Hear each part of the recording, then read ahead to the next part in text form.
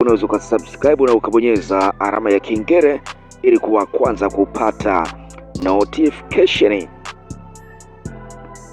Hatimaye furaha kubwa imegonga hodi kwa aliyekuwa Miss Tanzania Wema Sepetu baada ya Mwenyezi Mungu kumjalia kupata mtoto wake wa kwanza wa kiume. Baada ya kusubiri kwa kipindi kirefu, Wema Sepetu kwa sasa ana umri wa miaka 35 na ameripotiwa kujifungua salama usiku wa kuamkia leo na kuipokea zawadi hiyo adhimu ya maisha pamoja na mume wake Whozu.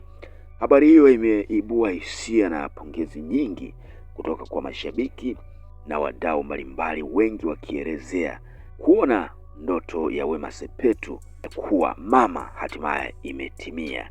Ni ukurasa mpya wenye furaha pamoja na baraka tele katika maisha ya Wema Sepetu na familia yake, huku wengi wakimtakia afya njema na mafanikio katika hatua hii mpya ya malezi hususani kwa Wema Sepetu.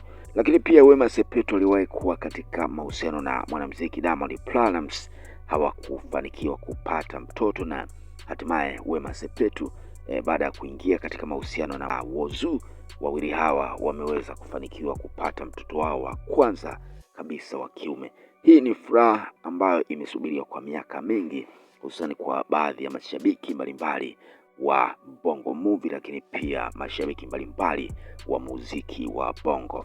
Na nimeona baadhi ya comment mbalimbali hususani kwa master mbalimbali akiwemo Hamisa Mobeto pia ameweza kumpongeza Wema Sepetu kwa kupata mtoto huyo wa kiume ambaye amesubiriwa kwa zaidi ya miaka mingi sana.